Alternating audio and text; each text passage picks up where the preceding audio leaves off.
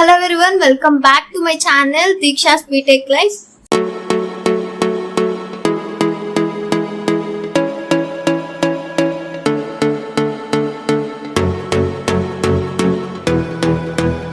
So ఇలా మీ ముందుకి ఇంకొక వీడియోతో అయితే మీరు అడిగిన డౌట్స్ తో ఈ వీడియో అయితే చేస్తున్నాను అన్నమాట. మీరు చాలా మంది నన్ను సెమ్ గురించి చెప్పక్క అని చెప్పి సెమ్ గురించి అంటే సెమ్ దగ్గరకు వస్తుంది కదా, సో సెమ్ గురించి అండ్ రిలేటివ్ గ్రేడింగ్ గురించి అండ్ SGPA గురించి ఇలా నాకు కామెంట్స్ అయితే చేశారు. సో మీకు కూడా ఇదైతే యూస్ఫుల్ అవుతుంది కదా, సెమ్ కూడా దగ్గరలో ఉంది, అందులో మీరు జూనియర్స్ ఫ్రెషర్స్ కాబట్టి అఫ్ కోర్స్ మీరు సెమ్ అనేది ఇదే కదా మీకు ఫస్ట్ సెమ్, సో కాబట్టి మీకు యూస్ఫుల్ అయ్యే వీడియో అనమాట. దీంట్లో అన్ని పాయింట్స్ కవర్ చేయడానికి అయితే నేను ట్రై చేస్తాను. అండ్ ఇంకా వీడియో ఫుల్ వరకు స్కిప్ చేయకుండా అయితే చూడండి, సో దట్ మీకు ఓవరాల్ డీటెయిల్స్ అయితే తెలుస్తాయి అనమాట అంతా సెమ్ గురించి. సో స్కిప్ చేయకుండా అయితే ఎండ్ వరకు చూడండి. అండ్ ఇంకేమైనా డౌట్స్ ఉంటే నాకు కమెంట్ చేయండి, సో మీ కమెంట్స్ కి అయితే రిప్లై ఇస్తాను. అండ్ మీకు ఏం వీడియోస్ కావాలి, ఎలాంటి వీడియోస్ కావాలి, అండ్ మీకు యూనివర్సిటీలో ఏ టైప్ ఆఫ్ వీడియోస్ అంటే ఏం డౌట్స్ ఉన్నాయి అసలు అని చెప్పి ఏదైనా మీరు నాకైతే కమెంట్ చేయండి, సో నేను దానికి రిప్లై ఇస్తాను. అండ్ ఏమైనా వీడియోస్ యూస్ఫుల్ వీడియోస్ కావాలి అంటే కమెంట్ చేస్తే నేను దాన్ని బట్టి ఏం వీడియోస్ చేయాలో కూడా నేను ప్లాన్ చేస్తాను. సో స్కిప్ చేయకుండా అయితే వీడియో ఎండ్ వరకు చూడండి. Further delay let's get started. So first అయితే మనం సెమ్ తో అయితే స్టార్ట్ చేద్దాం వీడియో. సో సెమ్ తర్వాత SGPA గురించి అండ్ రిలేటివ్ గ్రేడింగ్ గురించి అయితే ఈ వీడియోలో డిస్కస్ చేసుకున్నాము. సో ఫస్ట్ సెమ్ అనగానే మీకు తెలిసింది ఏంటది, మిడ్ అయిపోయిన తర్వాత ఇలా సెమ్ అనేది ఒకటి కండక్ట్ చేస్తారు ఎవ్రీ 6 months ఒకసారి. అంటే ఇయర్ లో 2 సెమ్స్ అనేవి జరుగుతాయి. సో 6 months కి ఒక సెమ్ అండ్ 6 months కి ఒక సెమ్ జరుగుతుందని తెలుసు. సో సెమ్ కు ముందు మిడ్, ఇంటర్నల్స్, CLS అని చెప్పి ఇలా different assignments, projects, presentations, so ఇవన్నీ ల్యాబ్ ఎగ్జామ్స్ ఇవన్నీ అయిపోయిన తర్వాత మనకి వచ్చేదే సెమ్ ఎగ్జామ్స్ అనేది. సో మిడ్ ఎగ్జామ్స్ ఎంతైతే అంటే మీకు హెల్ప్ఫుల్ మార్క్స్ కైనా అంటే స్కోర్ చేసుకోవడానికి ఎట్లయినా, సో సెమ్ కూడా అంతే యూస్ఫుల్ అనమాట. సో మిడ్ అంటే ఏంటి, మీకు హాఫ్ ఆఫ్ ది సిలబస్ వరకు మీరు మిడ్ ఎగ్జామ్ రాస్తారు. సెమ్ కి వచ్చేసరికి ఏంటి, ఆ హాఫ్ నెక్స్ట్ అంటే second part of the syllabus, ముందు పార్ట్ కూడా ఫస్ట్ పార్ట్ కూడా, సో మొత్తం కలిపి రాసేదే సెమ్ ఎగ్జామ్. మిడ్ ఎగ్జామ్ ఏంటంటే half of the part of the syllabus.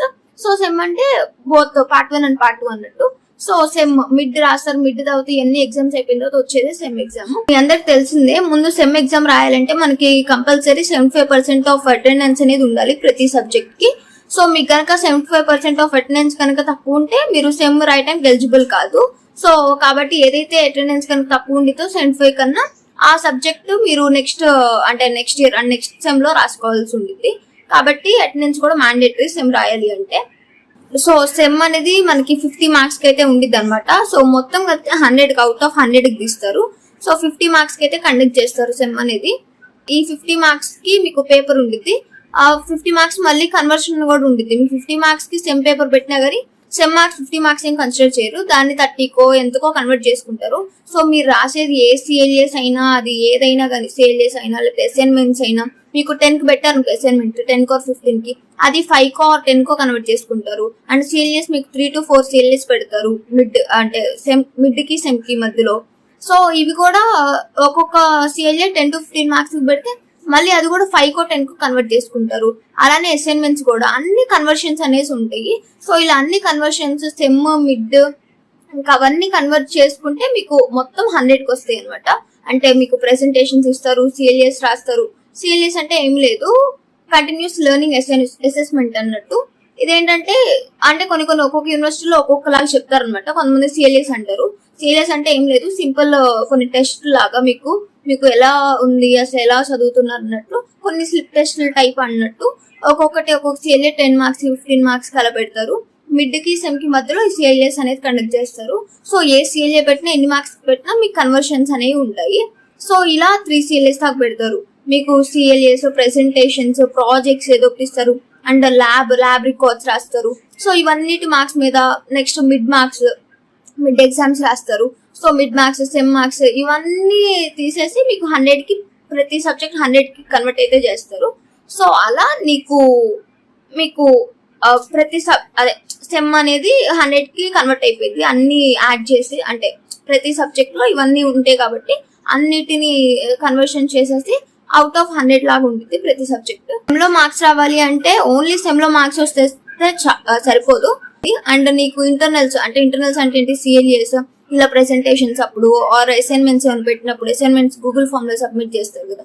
So అలా అసైన్మెంట్స్ అప్పుడు కొన్ని మార్క్స్ ఉంటే ఏమైతే అంటే మిడ్ లో కొన్ని అటు ఇటు కొంచెం వచ్చినా కానీ ఎక్కువ రాకపోయినా కానీ అవుట్ ఆఫ్ 20కి ఇప్పుడు మిడ్ లో 10 వచ్చింది అనుకోండి, 10 వచ్చి అసైన్మెంట్స్ ఇలా సిఎల్ఎస్ లో మంచి మార్క్స్ ఉన్నాయి, ఆ సెమ్ కూడా ఓకే రాశారు. సో అప్పుడు మీకు సిజిపి అనేది ఓకే బెటర్ ఉంది. అండ్ ఓన్లీ సెమ్ తోనే నేను స్కోర్ చేయాలి, మిడ్ నాకు ఏం లేదు, ఇంటర్నల్స్ ఏం లేదు, సిఎల్ఎస్ సరిగ్గా రాలేదు, అసైన్మెంట్స్ లో నాకు సరిగ్గా మార్క్స్ రాలేదు అంటే కొంచెం సెమ్ లో హార్డ్ వర్క్ చేయాల్సి ఉంటుంది. బట్ ముందు కనుక మార్క్స్ తక్కువ ఉన్నాయి అంటే ఒక సెమ్ లో అయితే కొంచెం హార్డ్ వర్క్ చేయాలి ఎక్కువ.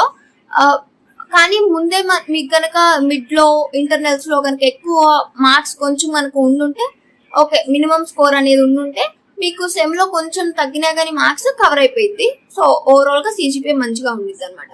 సెమ్ ఎన్ని మార్క్స్ జరిగిద్ది అంటే 100 మార్క్స్ పేపర్ ఉన్న వాళ్ళకైతే 3 hours జరిగిద్ది.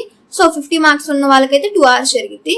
సో అన్ని డిస్క్రిప్టివ్ అన్నమాట సెమ్ ఎగ్జామ్స్ అన్ని సబ్జెక్ట్స్. బట్ ఒక ఆప్టిట్యూడ్కి వచ్చేసరికి మీకు బబ్లింగ్ ఉంటుంది, బిట్స్ పెట్టాలి.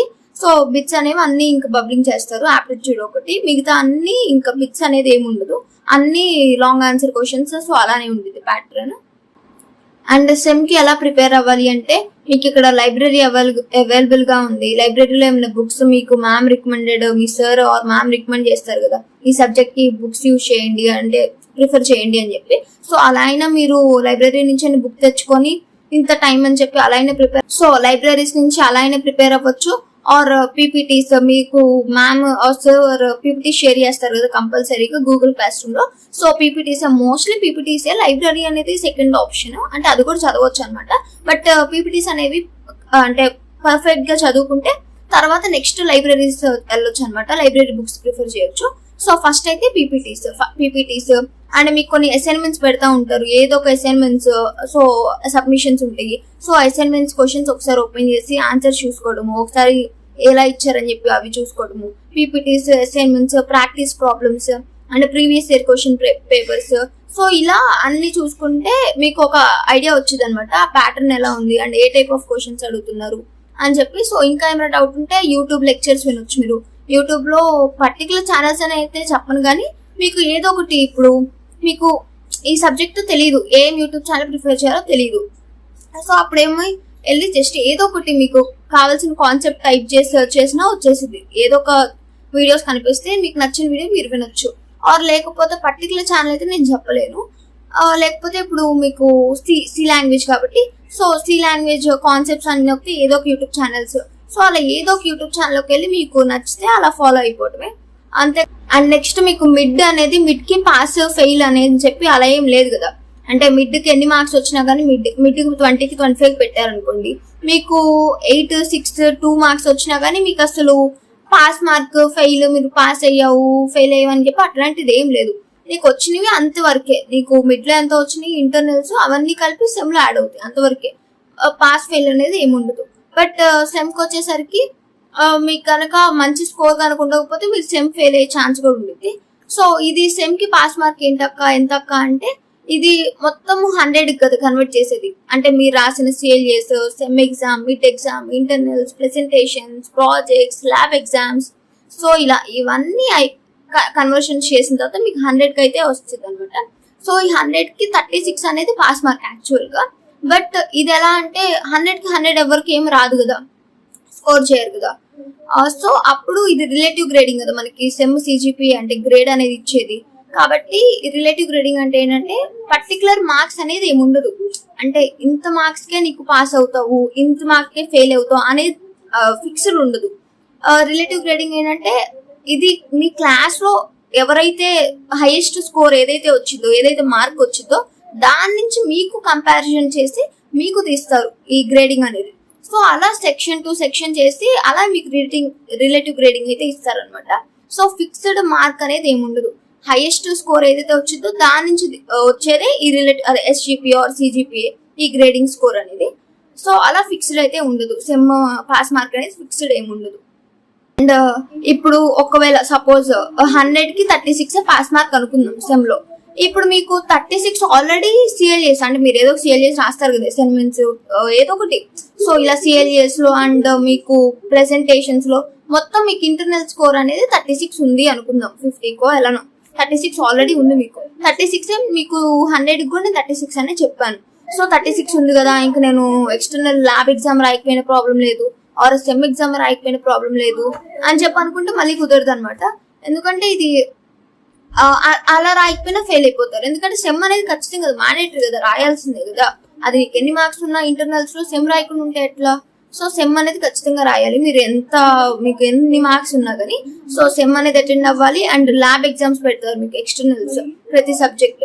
సో ల్యాబ్ ఎగ్జామ్స్ రాయాలి. ఇంటర్నల్స్ కూడా మీకు ఎంతో కొంత ఉంటాయి కాబట్టి సో ఇలా సెమ్ ఎగ్జామ్ కూడా రాయాలి. సెమ్ రాయకపోయినా కానీ మీరు ఫెయిల్ అయిపోతారు. ఎప్పుడు చెప్పేది ఏంటంటే అటెండెన్స్ మాత్రం చూసుకోండి. మీకు పోర్టల్లో ఎప్పటికప్పుడు అటెండెన్స్ అనేది అప్డేట్ అవుతా ఉండిద్ది. సో ప్రతి సబ్జెక్ట్ మీకు చూడొచ్చు మీరే ప్రతిరోజు ఓపెన్ చేసి. సో కాబట్టి ఎప్పుడు ఎంత ఉంది, మీరు ఆబ్సెంట్ పెట్టినప్పుడల్లా ఎంత డిక్రీజ్ అవుతుంది, ఎంత ఇంక్రీజ్ అవుతుంది, అండ్ నాకు ఎన్ని క్లాసెస్ పెడితే నేను ఇంకా అటెండెన్స్ 75 కన్నా ఎక్కువే ఉండిద్దా, ఇవన్నీ ఎప్పటికప్పుడు చెక్ చేసుకుంటుండండి. లాస్ట్ మినిట్ లో నాకు అటెండెన్స్ లేదక్క అని చెప్పి హడావుడి పట్టడం అయినా, లేకపోతే అప్పుడు టెన్షన్ పడి అప్పుడు సర్స్ దగ్గరికి వెళ్ళి రిక్వెస్ట్ చేయనా, అప్పుడు ఏమైనా పాసిబుల్ అవ్వకపోతే మళ్ళీ సెమ్ నెక్స్ట్ ఇయర్ లో రాసుకోవాల్సి వచ్చింది కదా.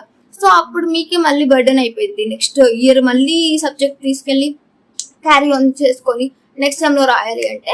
సో ముందే అటెండెన్స్ మాత్రం నెగ్లెక్ట్ చేయొద్దు ప్లీజ్. అటెండెన్స్ మాత్రం కేర్ఫుల్ గా ఎప్పటికప్పుడు మీరు ట్రాక్ చేస్తూ ఉండండి. సో దట్ మీకు కూడా హెల్ప్ అవుతుంది. ఏ టెన్షన్స్ ఉండకుండా సెమ్ ఈజీగా అయిపోయింది అనమాట. అసలు ఫస్ట్ ఇందాక నేను ఎస్జీపీఏ సిజిపిఏ అంటున్నా కదా. అసలు ఫస్ట్ ఎస్జీపీఏ అంటే ఏంటి, అసలు సిజిపిఏ ఎప్పుడు ఇస్తారు, ఎస్జీపీఏ ఎప్పుడు ఇస్తారు అని చెప్పి తెలుసుకుందాం. సో ఎస్జీపీఏ అంటే సెమిస్టర్ గ్రేడ్ పాయింట్ యావరేజ్ అనమాట. So semester grade point average. So sem two sem వచ్చేది, ఇయర్ లో 2 సెమ్స్ కదా, సెమ్ టు సెమ్ వచ్చే గ్రేడింగ్, రిలేటివ్ గ్రేడింగ్ తీసే మీకు ఏదైతే గ్రేడ్ వచ్చిందో దాన్ని ఎస్జీపీఏ అంటారు. సో సిజిపిఏ అంటే క్యూములేటివ్ గ్రేడ్ పాయింట్ యావరేజ్ అనమాట. ఇదేంటంటే మీకు సెమిస్టర్ కి ఇంత గ్రేడ్ అనేది ఇస్తారు ప్రతి సెమ్ కి. అంటే 6 months కి ఒకసారి. ఇప్పుడు ఫస్ట్ సెమ్ అయిపోయిన వెంటనే నీకు ఫస్ట్ సెమ్ గ్రేడ్ అనేది వచ్చేసింది, ఎస్జీపీఏ వచ్చింది. సెకండ్ సెమ్ ఎస్జీపీఏ వచ్చింది.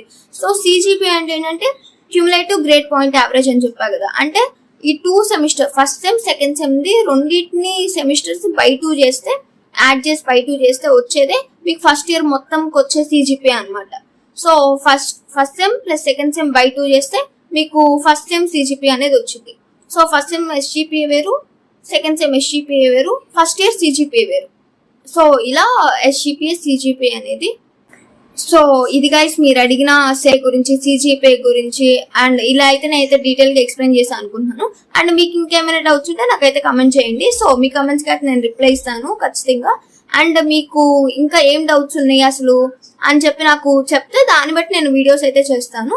సో మీకైతే వీడియో హెల్ప్ఫుల్ గా యూస్ఫుల్ గా అనిపించింది అనుకుంటున్నాను. సో దట్ మీకు యూస్ అయింది అనుకుంటున్నాను. సో మర్చిపోకుండా అయితే సబ్స్క్రైబ్ చేయండి.